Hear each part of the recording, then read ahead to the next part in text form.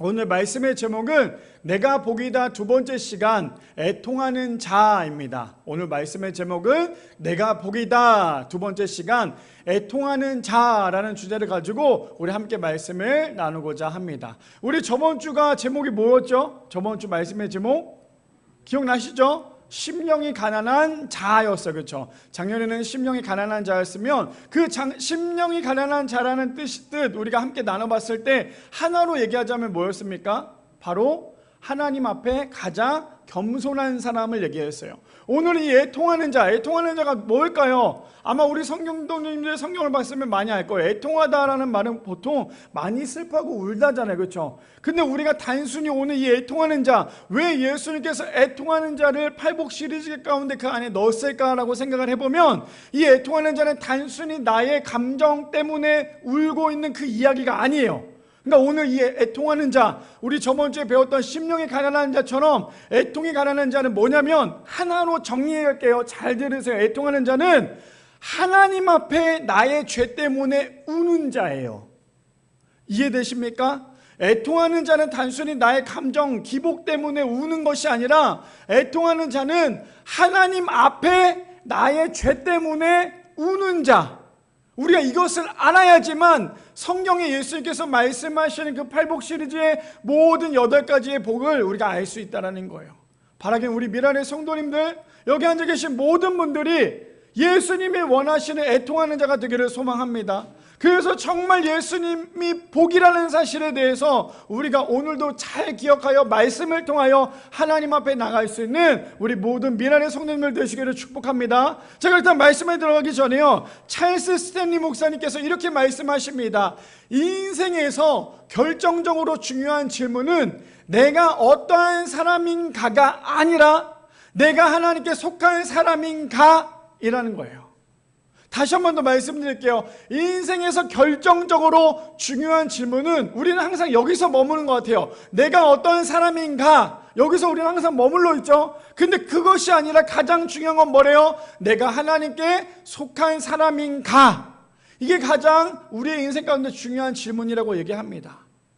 바라긴 여기 앉아 계신 모든 성도님들, 내가 누구인가 어떤 사람인가에 머무는 것이 아니라 나는 정말 하나님께 속한 사람인가에 대해서 날마다 물어보고 하나님 앞에 앞으로 나갈 수 있는 우리 미란의 성도님들 되시기를 축복합니다. 그래서 오늘 말씀의 제목이 무엇입니까? 애통하는 자. 내가 복이다 두 번째 시리즈 애통하는 자라는 주제를 가지고 함께 3가지로 나눠보기를 원하는데 죄송해요. 저번 주에도 얘기했는데 또 깜빡했는데 로마서 말씀 한 번 더 읽고 갈게요. 로마서 말씀 우리 14장 17절 말씀 다 같이 함께 얘기하겠습니다. 시작! 하나님의 나라는 먹고 마시는 것이 아니라 성령님 안에서 누리는 의와 평화의 기쁨입니다. 우리 성도님들 이 말씀 잘 기억하셔야 돼요. 잘 기억하셨다가 마지막 8번째 때 이 말씀 갖고 또 한 번 더 얘기를 할 거예요. 매주마다 얘기할 거니까 꼭 기억해 주시고, 하나님의 나라는 절대로 먹고 마시는 나의 유익을 위해서 살아가는 것이 아니라 언제나 주님 안에서 함께하는 것이 하나님의 나라라는 사실. 그러니 우리가 땅에 소망을 두고 살아가는 것이 아니라 어디에 소망을 두고 살아가야 합니까? 하늘에 소망을 두고 살아가야 한다는 사실입니다. 자, 이해되시죠? 자, 그렇다면 오늘 첫 번째입니다. 첫 번째 이렇게 시작합니다. 애통하는 사람은 하나님께 속한 사람이라는 거예요. 첫 번째, 애통하는 사람은요 하나님께 속한 사람입니다. 자, 본문을 볼까요? 5장 4절 말씀에 이렇게 시작합니다. 애통하는 자는 복이 있나니 그들이 위로를 받을 것이며.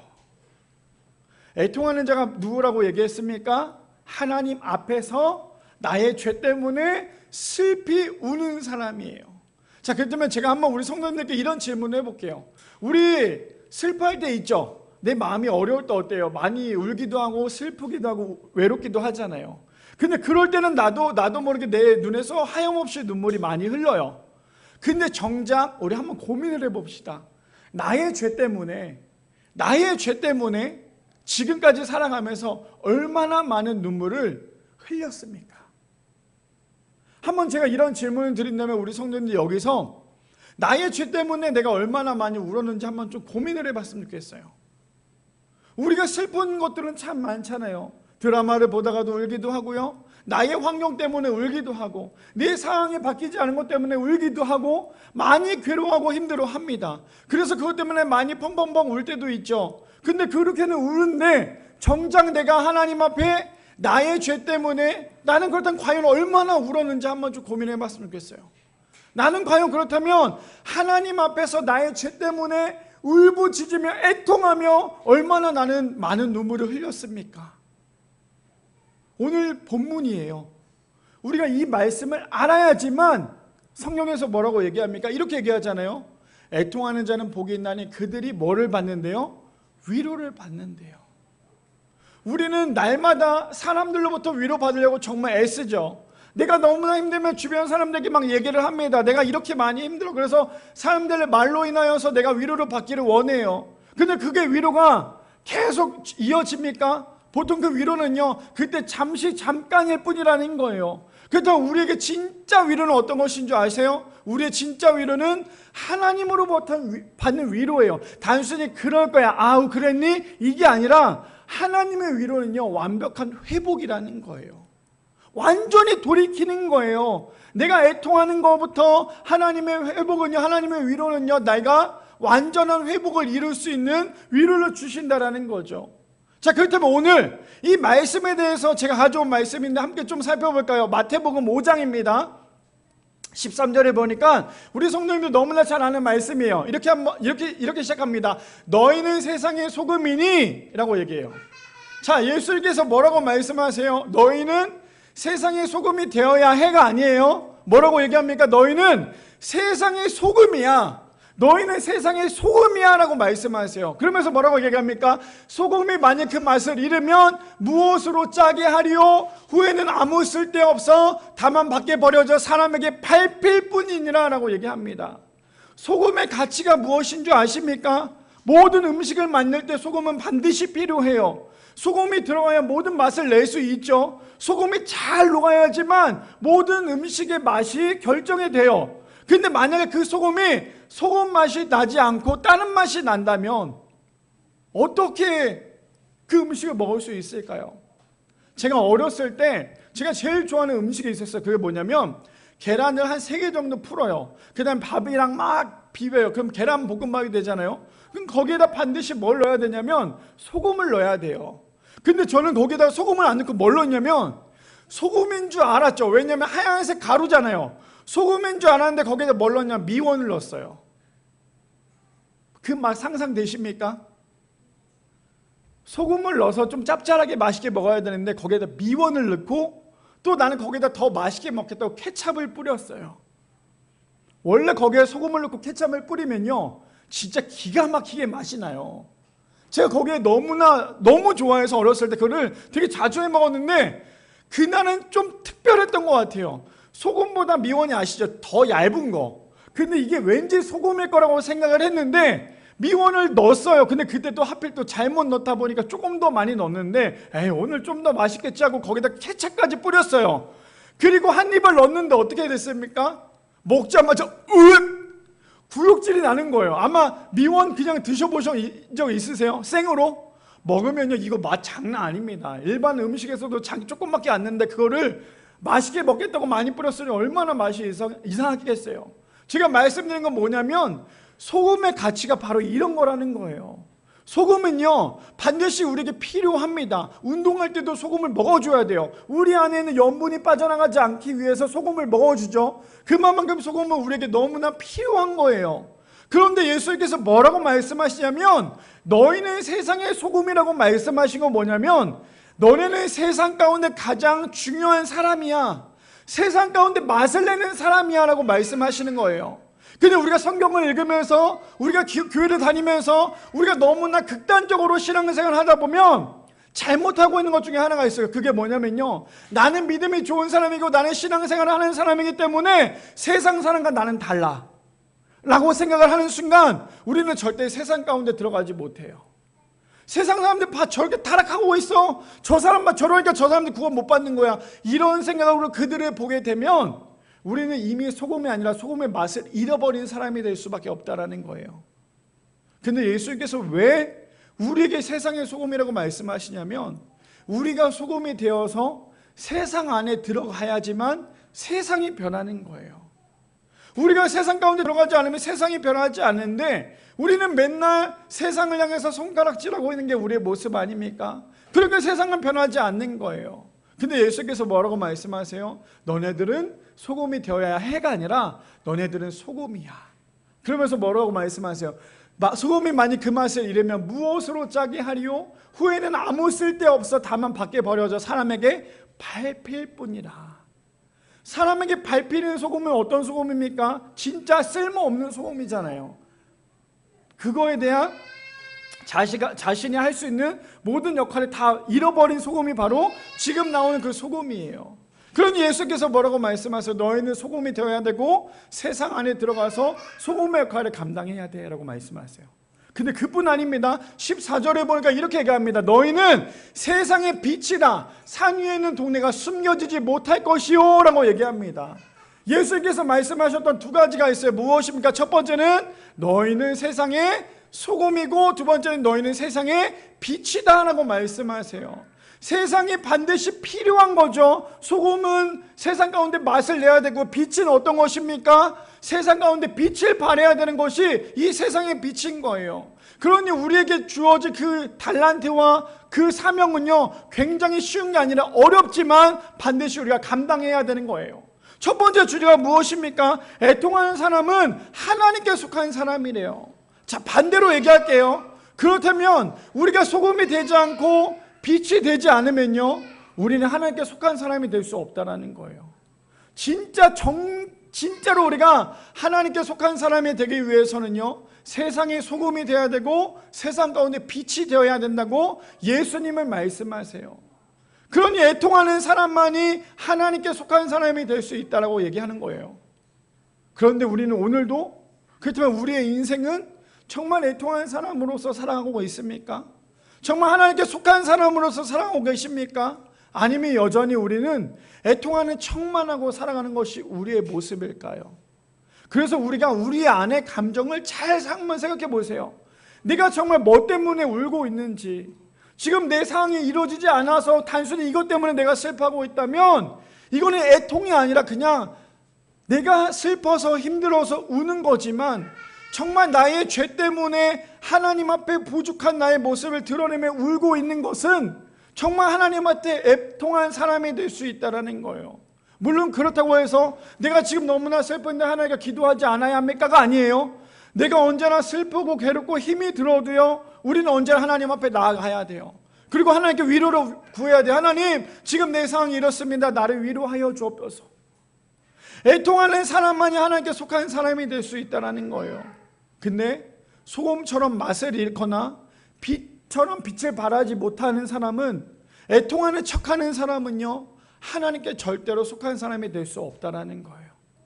바라기는 우리 미란의 성도님들, 우리는 그렇다면 과연 하나님께 속한 사람이십니까? 아니면 하나님께 속한 사람인 척만 하는 그런 애통한 사람이십니까?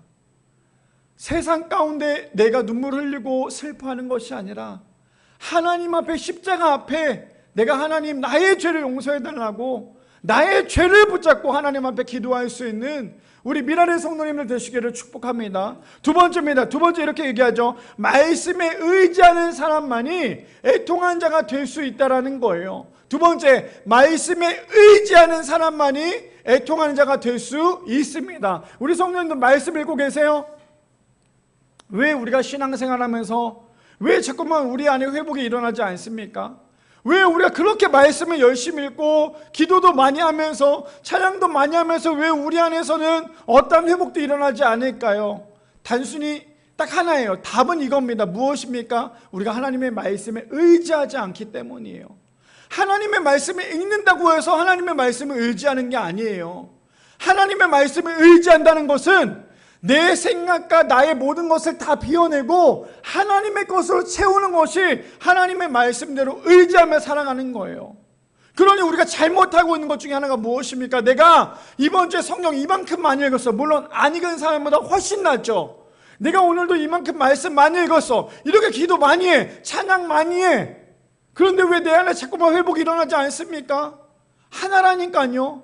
하나님의 말씀을 의지하는 것이 아니라 자꾸만 내 생각을 의지하고 내 감정을 의지하다 보면 하나님으로부터 애통한 자가 될 수 없다라는 거예요. 두 번째 무엇입니까? 말씀에 의지하는 사람만이 애통한 자가 될 수 있대요. 자, 본문을 좀 살펴봅시다. 마태복음 5장 4절 말씀 다시 한 번 더 읽어드릴게요. 애통하는 자는 복이 있나니 그들의 위로를 받을 것이미요 라고 얘기합니다. 그렇다면 정작 우리는 진짜 하나님의 말씀대로 의지하여서 하나님으로부터 위로받는 사람입니까? 우리 성도님들 성경 읽다가 하나님의 말씀 보다가 슬퍼하며 울어본 적 있으세요? 말씀에 있는데 이 말씀이 나를 자꾸만 찔러요. 이 말씀이 자꾸만 나를 슬퍼하게 만들어요. 이 말씀이 자꾸 나에게 감동을 줘요. 이 말씀 때문에 내가 사랑하고 있다. 아, 하나님 정말 나를 이만큼 사랑하는구나. 말씀을 읽으면서 그것에 대해 눈물을 흘려본 사람은 성령님이 우리 가운데 계시는 분이에요. 근데 여전히 우리가 하나님의 말씀을 읽으면서 어떠한 감정도 일어나지 않고 어떠한 마음도 일어나지 않는다면 우리는 하나님의 말씀을 의지하기보다는 그냥 단순히 교회에서 성경을 읽으라고 하니까 읽는 사람과 다를 바가 없다라는 거예요. 자, 그렇다면 어떤 내용이, 어떤 상황이 펼쳐진지 한번 좀 볼까요? 누가복음 5장 말씀 봅시다. 예수께서 한 배에 오르사 그 배는 시몬의 배라 육지에서 조금 떼기를 청하시고 앉으사 배에서 무리를 가르치시더니 라고 얘기해요. 어떤 상황인지 어떤 배경인지 아마 우리 성도님들 성경을 읽었으면 알 거예요. 그렇죠? 예수께서 지금 배 위에서 많은 사람들에게 하나님의 말씀을 가르치고 계십니다. 그런데요, 4절 볼까요? 말씀을 마치시고 시몬에게 이르시되 깊은 데로 가서 그물을 내려 고기를 잡으라 라고 얘기하고 있어요. 왜 깊은 데로 가서 고기를 잡으라고 말씀하실까요? 베드로뿐만 아니라 베드로와 있었던 그 예수님의 제자들은 깊은 곳뿐만 아니라 모든 곳에 다 그물을 던져봤어요. 이들의 직업이 뭔데요? 어부잖아요. 어부는 뭘 잘해요? 물고기를 잘 잡잖아요. 근데 이 사람들이 물고기를 잡으려고 밤새 그물을 던졌어요. 어떻게 보면 성경에서는 물고기를 한두 마리 잡았다고 성경에 표기도 하지 않아요. 물고기를 한 마리도 잡지 못했다고 얘기했어요. 그땐 밤새도록 물고기를 잡지 못했다면 이 사람들 얼마나 힘들었을까요? 얼마나 괴로웠을까요? 저는 어렸을 때 물고기를 잡는 걸 너무나 좋아했어요. 저희 아버지가 물고기를 잡는 걸 너무 좋아해서 막 여러 가지를 물고기 잡는 방법을 알려줬어요. 그 중에 뭐 돌을 쳐서 뭐 망치를 쳐서 물고기를 잡는 방법도 있고 물을 쭉 빼가지고 물고기를 막 주워 담는 것도 있고 또 그물로 던져서 물고기를 잡는 것도 있고 족대로 잡는 것도 있어요. 제가 어렸을 때부터 그걸 보고 자라왔기 때문에 지금 우리 유리랑 윤이랑 뭐 개울가를 가다 보면요 물고기가 있을 것 같다 그러면은 거기 가서 물고기를 막 잡는 것도 연습해요. 나는 분명히 어렸을 때 아버지로부터 배웠던 게 저기 보면 물고기가 있을 거야. 저 숲에는 분명히 물고기가 있을 거고 이만한 바위를 들면 물고기가 있을 거야. 근데 희한한 건 뭔지 아세요? 가서 제가 열심히 하잖아요. 물고기가 희한하게 안 잡혀요.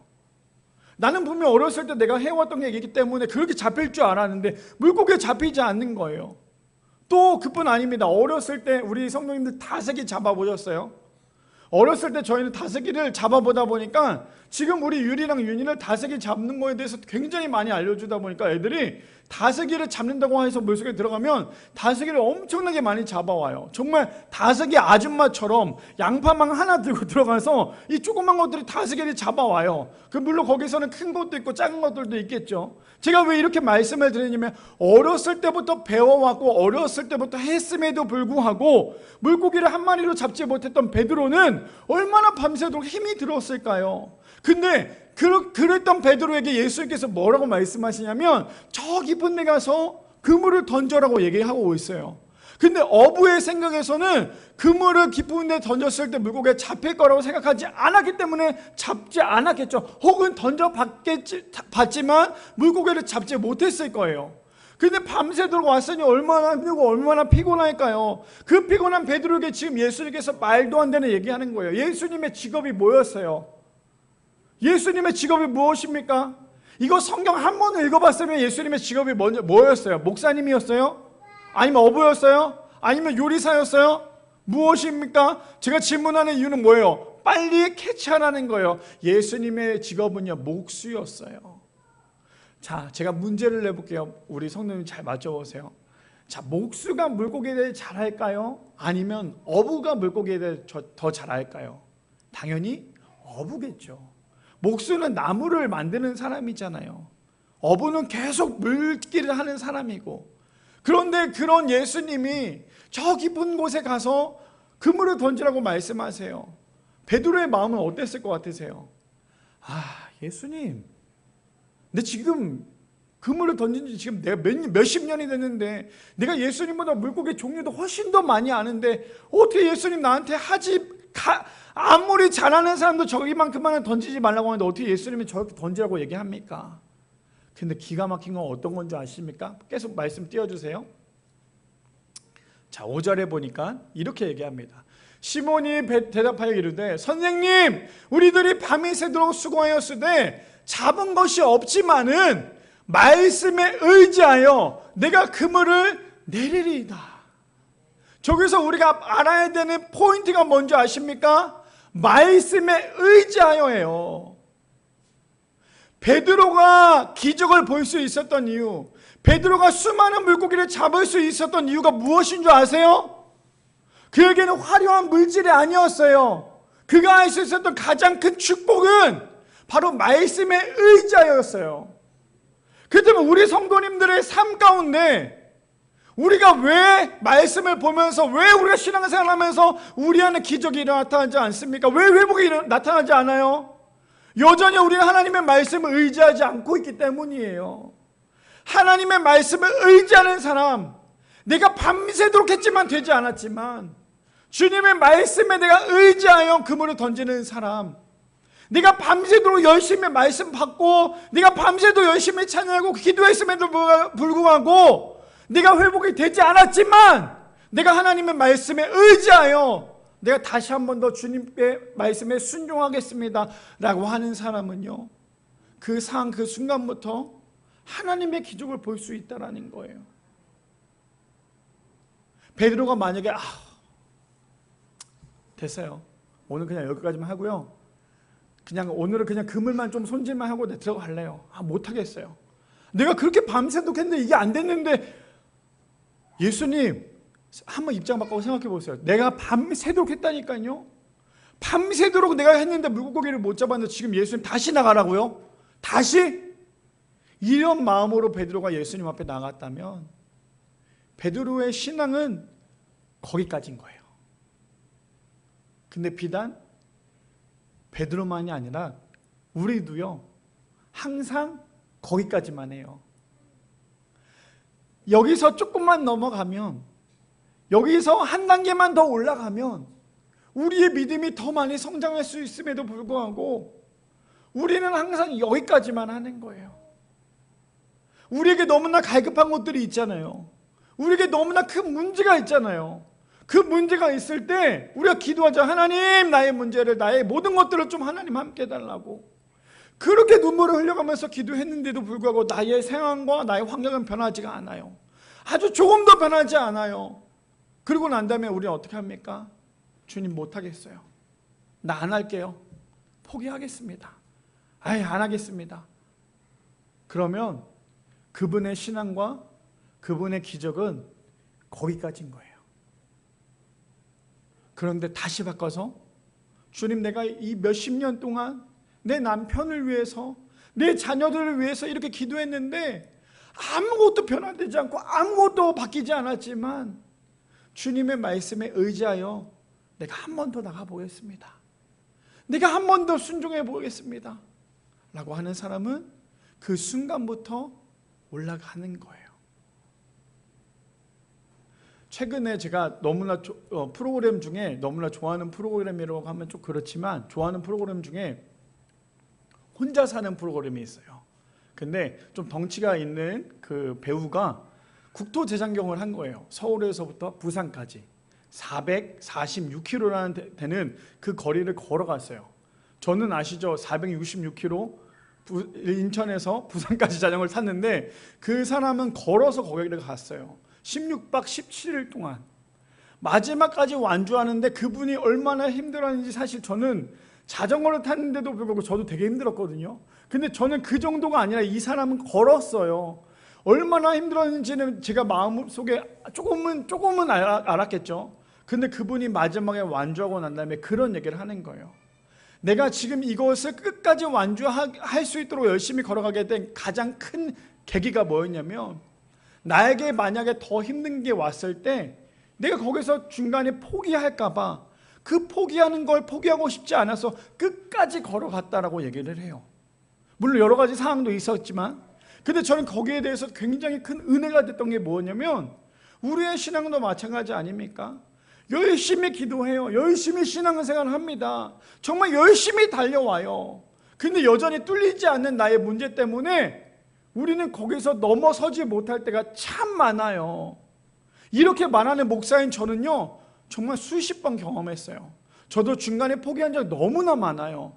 지금 다시 한 번 더 도전하고 있고 다시 한 번 더 하고 있지만 중간중간에 포기할 때가 참 많아요. 그게 우리의 인생 아닐까요? 근데 베드로는요, 한 번 더 도전해 본 거예요. 한 번 더 순종한 거예요. 그러니 뭐라고 얘기합니까? 이렇게 얘기하잖아요. 시몬이 대답하여 이르되, 선생님, 우리들이 밤이 새도록 그물을 던졌지만 그럼에도 불구하고 물고기를 한 마리도 잡지 못했지만 내가 말씀에 의지하여 다시 한 번 더 그물을 내리겠습니다 라고 얘기한 게 시몬 베드로의 고백이었다는 거예요. 그랬더니 6절에 보니까요, 이렇게 얘기합니다. 그렇게 하니 어떻게 했대요? 그물을 던졌다고 얘기하죠. 그렇게 하니 고기를 잡은 것이 힘이 많아 그물이 찢어지는지라. 놀라운 건 뭔지 아세요? 이 단계를 넘어서서 순종하니까 예수님께서 바로 그 순종의 대가를 보여주셨어요. 우리는 이게 마지막이라고 생각을 하고 포기하는 경우가 많지만, 그 마지막 뒤에 계신 예수님을 보는 사람은요, 우리 인생의 그물이 찢어질 만큼 물고기를 많이 잡혀요. 어느 복음서에는 물고기가 너무 많아서 그들이 잡지 못해서 다른 배가 와서 함께 그 그물을 건져 올렸다고. 그래서 우리가 흔히 말하는 153마리의 물고기를 잡았다고 성경은 얘기하고 있잖아요. 포기했다면 이룰 수 없었던 것들이 순종하니까 하나님의 은혜로 이루어지더라는 거예요. 자, 계속 볼까요? 7절에 보니까요, 이에 다른 배에 있는 동무들에게 손짓하여 와서 도와달라 하니 그들이 와서 두 배의 채움에 잠기게 되었더라. 여기에 나오네요. 그렇죠? 그리고 난 다음에 8절에 보니까 이렇게 얘기합니다. 시몬 베드로가 이를 보고 예수의 무릎 아래 엎드려 이르되. 자, 지금까지 우리가 봤던 거는 뭐였어요? 물고기를 잡지 못했던 베드로의 모습에 물고기를 잡았던 베드로의 모습이었어요. 그렇죠? 그래서 우리가 여기까지 본다면 예수님을 통하여 베드로는 기적을 봤다라고 하지만, 거기까지만 봐서는 안 되는 이유가 무엇인 줄 아십니까? 이것을 하기 위해서였어요. 이것이 무엇입니까? 우리가 정말 중요한 건 8절에 대한 내용입니다. 8절에 이렇게 얘기하죠. 시몬 베드로가 이를 보고 예수의 무릎 아래 엎드려 이르되, 주여 나를 떠나소서, 나는 죄인입니다. 단순히 베드로가 물고기를 잡지 못했던 물고기를 잡았대가 아니에요. 지금 예수님께서 베드로에게 주셨던 은혜는 뭐냐면, 잡지 못했던 물고기를 주신 예수님의 은혜가 아니라 너가 진짜 애통한 사람이 될 수 있다는 그 은혜를 예수님께서 지금 말씀을 통해서 주신 거예요. 무엇입니까? 하나님께서 주시는 복만을 바라본다면 우리는 오늘도 여전히 이 말씀 안에서 물고기만 볼 거예요.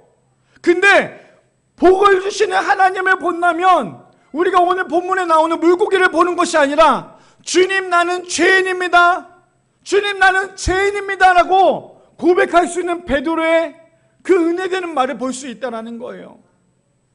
그래서 우리가 성경을 볼 때 나의 관점에서 본다면, 내가 보고 싶은 것만 본다면 물고기만 보겠지만, 그래서 우리는 어때요? 이 말씀을 보며 기도하잖아요. 주님 저에게도 물고기를 허락해달라고, 주님 저에게도 많은 물고기를 허락해달라고, 이렇게 기도하는 게 우리의 모습 아닙니까? 그런데 중요한 건 거기서 물고기가 아니라요, 내가 진짜 얼마나 커다란 죄인인지를 깨닫게 하는 것이 오늘 본문의 포인트인 거예요.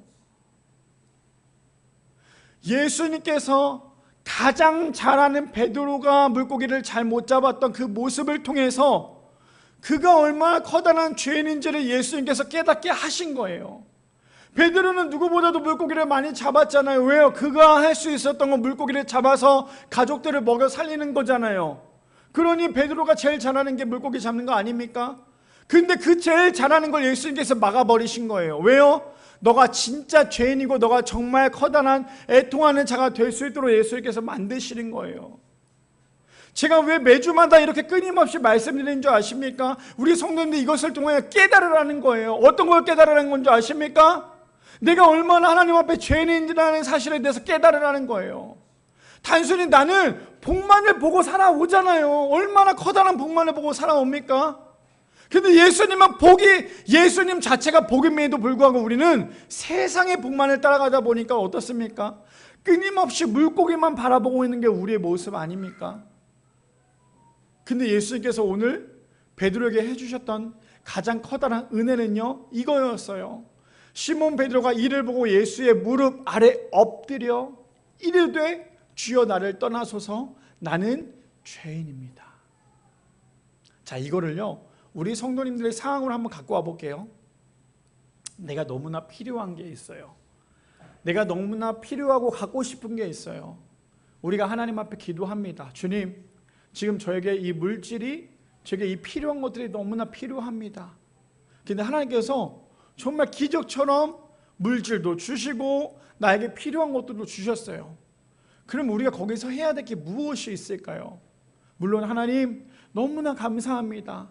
하나님 이렇게 주셔서 너무나 감사합니다 라는 거에 대해서 우리가 주님께 고백하겠지만 더 나아가 우리가 해야 될 것은요, 하나님 어떻게 나 같은 거, 어떻게 나처럼 이렇게 부족한 사람에게 이렇게 너무나 값진 것을 저에게 채워주셨습니까? 이런 고백이 나와야 진짜 그리스도인이 되는 거예요. 단순히 하나님 지금 나에게 이렇게 물질 주셨고 나에게 이런 문제를 허락해 주셔서 이 모든 것들을 해결해 주셔서 감사합니다로 끝난다는 것이 아니라, 하나님 어떻게 나 같은 이런 죄인에게 하나님 내가 감당할 수 없는 이 모든 것들을 하나님께서 부어주셨습니까? 라고 하나님께 고백하는 사람이 진짜 애통한 사람이 될 수 있는 거예요. 물론 감사를 감사로 알아야겠지만 더 나아가서 나 같은 죄인에게 어떻게 이렇게 큰 은혜를 주십니까? 이것을 경험하고 체험하고 고백하는 순간 진짜 애통한 사람이 될 수 있는 거예요. 두 번째 주제가 무엇입니까? 이거 아닙니까? 말씀에 의지하는 사람만이 애통한 사람이 될 수 있대요.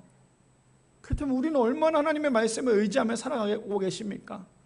얼마나 우리는 하나님의 말씀대로 하나님의 말씀에 의지하여서 오늘도 그물을 던지고 있는 것이 우리의 모습일까요? 다시 한 번 더 말씀드리면, 오늘도 내가 그물을 던졌으면 그물에서 건져 올리는 그 물고기로 인하여서 기뻐하고 끝나는 것이 아니라, 오늘도 나 같은 죄인을 이렇게 커다란 은혜를 주시는 하나님께 감사할 수 있는 그런 미랄의 성도님들 되시기를 축복합니다. 마지막 세 번째입니다. 마지막 세 번째, 그래서 이렇게 얘기하죠. 나의 죄 때문에 애통하는 자는 하나님께 위로를 받을 수 있다라는 거예요.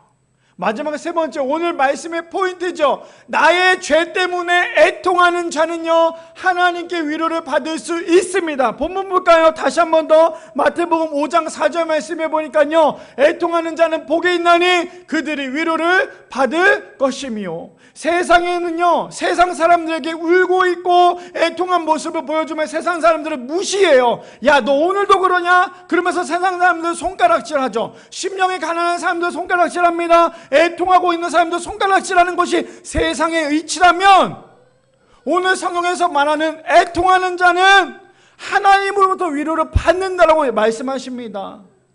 그러니 우리는 마음껏 애통할 수 있는 거예요. 왜요? 이미 우리에게는 위로해 주실 수 있는 하나님이 계시잖아요. 그러니 우리는 언제나 하나님 앞에 눈물을 흘려도 돼요. 세상 앞에 눈물을 흘리는 것이 아니라 십자가 앞에 나의 죄를 놓고 회개하며 눈물을 흘릴 수 있는 우리 모두가 되기를 소망합니다. 그래야 애통한 자가 될 수 있는 거예요. 단순히 나의 감정이, 나의 기분이 위아래 된다고 해서 눈물 흘리는 것이 아니라, 하나님 앞에서 눈물 흘리는 그 눈물이 진짜 눈물이라는 거예요. 자, 그렇다면 오늘 마지막 상황인데요, 요한복음 3장 11절 말씀에 보면 우리 너무나 잘 알고 있는 한 여인이 나옵니다. 서기관들과 바리새인들이 음행한 중에 잡힌 여자를 끌고 와서 가운데에 세우고라고 얘기하죠. 어떤 여인인 줄 알죠? 우리가 흔히 말하는, 성경에서 말하는 창녀예요. 그 여인이 나옵니다. 그런데요, 서기관들과 바리새인이 그 여인을 잡아옵니다. 자, 봅시다. 4절 말씀에 예수께서 말하되 선생이여, 이 여자가 간음하다가 현장에서 잡혔나이다 라고 얘기하죠. 5절 말씀 볼까요? 모세는 율법에 이러한 여자를 돌로 치라 명하였거니와 선생은 어떻게 말하겠습니까? 라고 얘기해요. 이렇게 말했던 이유가 뭐냐면 6절에 이렇게 얘기하고 있어요. 6절에 그들이 이렇게 말하면 고발할 조건을 얻고자 하여 예수를 시험함이로라. 예수께서 몸을 굽히사 손가락으로 땅에 쓰시니 라고 얘기합니다. 지금 그들은요, 예수님을 시험하려고 음행한 가운데 잡혀온 여자를 데리고 와요. 근데 우리가 여기서 성경을 볼 때 참 희한한 게 뭔지 아세요? 사람이 얼마나 악한지, 이 여인이 음행한 중에 잡혀왔다고 하면 이 여인만 잡아와야 될까요? 문제예요. 지금 이 여인이 음행한 중에 잡혀왔어요. 예수님 앞에 끌고 왔어요. 그러면 이 여인 혼자 음행했기 때문에 끌려왔을까요? 아니에요. 남성도 있었을 거 아니에요. 근데 여성만 끌고 옵니다. 그리고 예수님을 시험하려고 아예 대놓고 얘기하는 거예요. 이 여인이 음행했어요. 모세 율법에는 돌로 치라고 했는데 그럼 이 여인은 어떻게 하면 좋겠습니까? 여기서 예수님께서 말 한마디 하면 어떻게 돼요? 야, 그래도 이렇게 말 한마디 했으면 예수님을 당장 치려고 준비했던 사람들이겠죠. 어쩌면 돌을 들고 있었을 수도 있어요. 그러면서 예수님께 얘기를 하는 거죠. 자, 그런데 예수님께서 그 상황 가운데 뭐라고 얘기하지 않고 땅바닥에 글을 씁니다. 이 글은 뭐 아무도 몰라요. 주석을 아무리 찾아봐도 뭐 그림을 그렸다, 뭐 뭐라고 썼다, 아무 말도 쓰지 않아요. 그냥 예수님께서 뭔가를 땅에 쓰셨어요. 어쩌면 이 상황을 보면 상상을 해봅시다. 수많은 사람들이 둘러싸고 있어요. 예수님이랑 그 여인이랑 그 사람들 가운데 서 있어요. 예수님이 그 많은 사람들이 그 여인을 죽이려고 돌멩이를 들고 있었겠죠. 근데 예수님이 지금 땅에다가 뭔가를 쓰셨다는 건 무엇입니까? 모든 시선이 그 여인으로부터 예수님께 시선이 다 옮겨진 것을 우리가 볼 수 있어요. 그러니 그 여인이 얼마나 두려웠겠어요. 저 사람이 나에게 돌을 던지려고 하는 그 시선을 보면 얼마나 두려웠겠습니까? 근데 그 두려워하는 그 시선을 예수님의 시선으로 옮겨버린 거예요. 생각해보세요. 여기 우리 다 같이 있는데 어떤 사람이 갑자기 땅바닥에 뭐를 써요. 그러면 저 사람이 뭐 하나고 다 쳐다볼 거 아니에요. 지금 그런 상황인 거예요. 자, 봅시다. 7절 말씀. 그들이 묻기를 맞이 아니하는지라 이리에 일어나 이르시되, 근데 예수께서 이렇게 말씀하셨어요. 그러면 너희 중에 죄 없는 자가 먼저 돌로 쳐라. 그래? 너네들은 정말 그렇게 생각해? 그럼 너네 중에 죄가 없는 사람이 돌로 이 여인을 쳐봐. 근데 저는 여기서 너무나 그래도 감사한 건 뭐냐면요.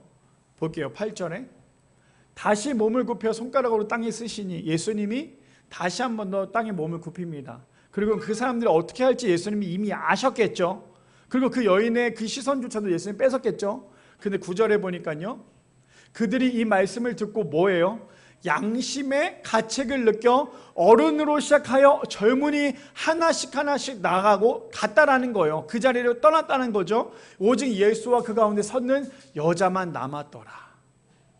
그리고 10절에요, 예수께서 일어나사 여자 외에 아무것도 없는 것을 보시고 이르시되, 여자여, 너를 고발하던 그들이 어디 있느냐? 너를 정죄하던 자가 없느냐? 11절 마지막에요, 대답하되 주여 없나이다. 예수께서 이르시되 나도 너를 정죄하지 아니하노니 가서 다시는 죄를 범하지 말라 하시니라. 자, 우리가 이 본문을 다시 한 번 더 끌고 와볼게요. 지금 그 여인의 상황에 우리가 여인이 됐다고 한번 생각을 해봅시다. 나는 이제 조금 있으면 돌로 쳐 죽을 것 같아요. 얼마나 두려워요. 사형장 앞이잖아요. 완전히 많은 사람들에게 직결 심판을 당할 앞에 왔어요. 얼마나 두려운 가운데 있습니까? 그러니 이 여인이 말을 한마디도 못하는 거예요. 얼마나 지쳐 있었겠어요. 질질질 개처럼 끌려왔을 텐데. 그런데 많은 사람들이 돌을 들고 있으니 얼마나 두려웠겠어요. 그 두려워하는 그 여인의 마음에는 아마 이런 마음 하나 있지 않았을까요? 내가 여기서 산다면 정말 죄짓지 않고 다시 한 번 더 살아봤을 텐데, 다시 한 번 더 살아가 볼 텐데, 한 번 더 나의 인생의 기회가 주어진다면 너무나 기쁠 텐데 아마 그런 마음으로 그 여인이 그 앞에 서지 않았을까요? 근데 그 여인 앞에 예수님께서 이렇게 말씀하시는 거예요. 아무도 없지? 나도 너를 정죄하지 않을 거야. 그러니 너도 다시는 죄를 짓지 마. 그러니 그 여인이 그 얘기를 들었을 때 어떤 마음이었을까요? 나에게 한 번 더 기회가 생겼구나.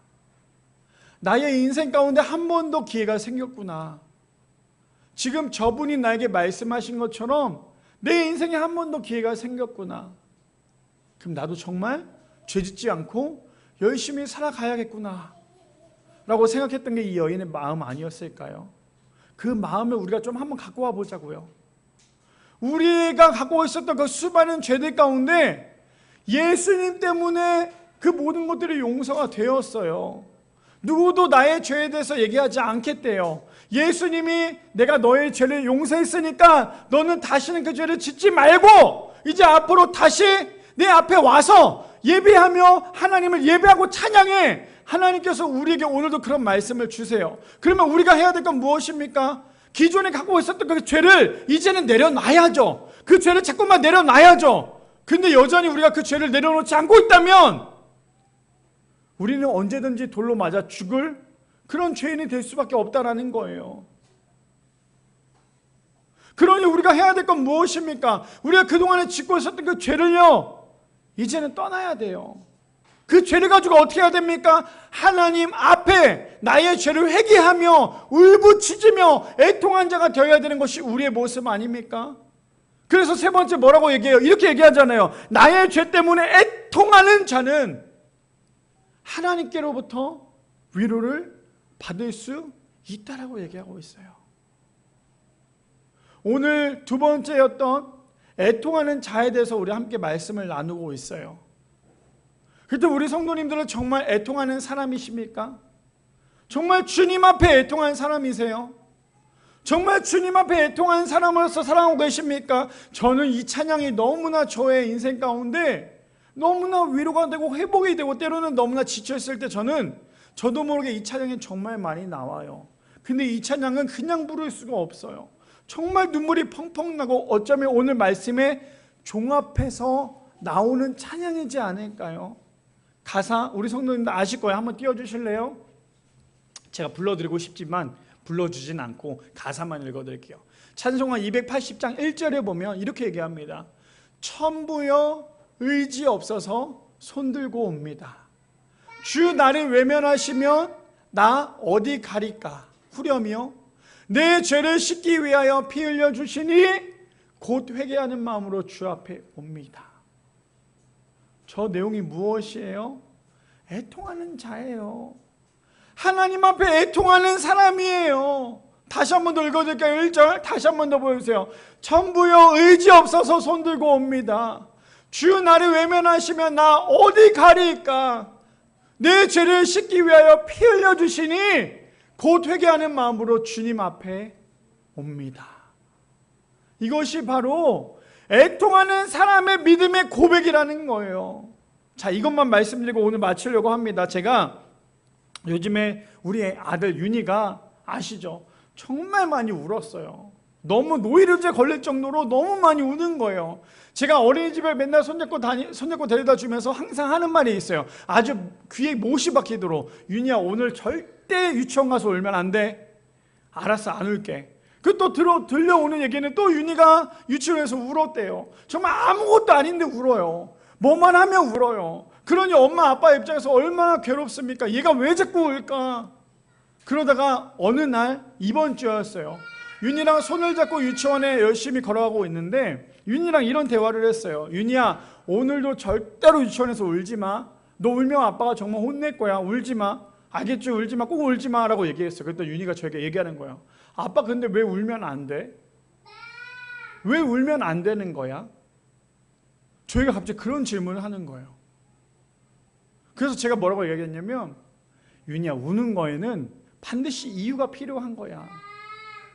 물론 지금 우리가 커서 나도 모르게 그냥 이유 없이 울 때도 있겠지만 어렸을 때 아이에게 가르쳐 줄 때는 울 때는 반드시 이유가 필요한 거야. 첫 번째는 내가 너무나 힘들고 속상할 때 울면 그 우는 것을 선생님이나 엄마 아빠한테 와서 얘기를 해주는 거야. 내가 너무 슬퍼요, 너무 속상해요, 자신을 표현하는 거야. 그래서 얘기해서 울면 그건 괜찮지만 그냥 이유 없이 너가 떼 부리면서 울면 그거는 사람들로부터 미움을 받을 수밖에 없어. 그러니까 윤희야, 너는 내가 울 것 같아, 내가 너무 속상해라고 생각이 들면 반드시 선생님에게 얘기하거나 엄마 아빠한테 와서 오늘 이래서 내가 울었어요라고 얘기해야지만 너의 그 울음이 나쁜 울음이 아니라 정말 너를 대변해 줄 수 있는 그런 울음이 되는 거야. 제가 왜 윤희에게 그렇게 이야기를 했냐면요, 오늘 애통하는 자에 대해서 묵상을 하다가 윤희랑 그런 대화를 한 거예요. 아빠가 왜 울면 안 되는 거야? 왜 도대체 울면 안 되는 거야? 그래서 제가 윤희한테 그런 얘기를 했어요. 6살짜리밖에 되지 않은 애한테 이런 얘기를 했을 때 얘가 이걸 알아들을지 모를지는 모르겠지만 제가 그런 얘기를 했거든요. 윤희야, 우리가 울어야 될 대상은 하나님인 거야. 아빠가 슬프다고 속상하다고 해서 내가 너네들 앞에서 울어? 울지 않지. 그럼 아빠는 안 울어? 아니, 아빠도 울어. 언제 울어? 아빠는 교회에 와서 하나님 앞에서 하나님께 부르짖으며 우는 것이 아빠의 모습이야. 그래야 진짜 위로가 뭔지 회복이 되는 거야. 물론 6살짜리랑 대화해서 이 아이가 이것에 대해서 알지 모를지 모르겠지만 제가 오늘 이 말씀으로 마무리 짓는 이유는 무엇이냐면요, 우리에게도 우는 이유가 반드시 있어야 된다는 거예요. 어떤 이유요? 단순히 내가 속상해서 나의 감정 때문에 그런 눈물보다는 하나님 앞에 나의 죄된 모습 때문에 울부짖으며 울고 애통하는 모습이 우리의 모습이 되어야 한다는 거예요. 바라기는 우리 미라의 성도님들, 오늘 애통하는 자 무엇입니까? 하나님 앞에 나의 죄를 놓고 애통하는 사람이 진짜 애통한 자가 될 수 있다는 거. 그래서 하나님 앞에 울 수 있는, 그래서 하나님으로부터 완벽한 위로뿐 아니라 회복까지 주어질 수 있는 우리 미라의 성도님들 되시기를 축복합니다.